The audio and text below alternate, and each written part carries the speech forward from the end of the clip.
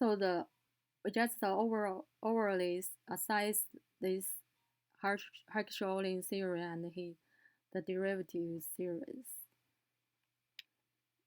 The main contribution of this theory is based on comparative advantage and its assumptions. Those are all the same as the classical theory, but it analyzed the classical theory analyzed uh, only one factor, that is labor, but this theory analyzed more than two factors, including two factors in the production, but its origins at a different factor, but it originated at the same labor productivity. But the classical model origins as a different labor productivity. That's the main contribution of this theory. And the homogeneous nature of the international trade and the domestic trade is that both of them follow the same exchange rules and explain the course of international trade based on the resource endowments.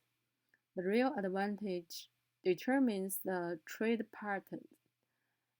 For example, the product structure and the geographic pattern. And from the perspective of international trade, it analyzes the international trade effect from the perspective of its impact on the economy. Therefore, it advanced the classical theory. It also includes more comprehensive analysis than Smith and Ricardin on the international trade occurrence and the comparative benefits. It still has some limitation. For example, the endowment is necessary rather than sufficient condition for the international trade. The social factors play an important role in open door strategy of a country.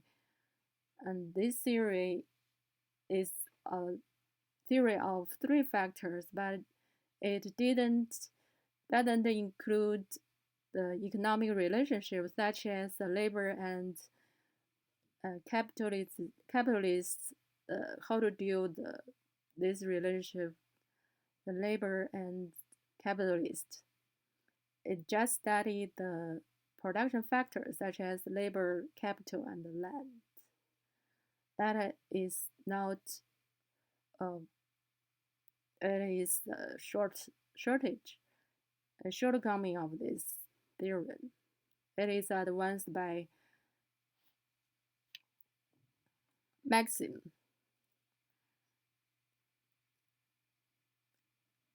So this theorem emphasizes the static comparative analysis, and it excludes the influence from technology advance and other real aspects. It limits its adaptation to all circumstances.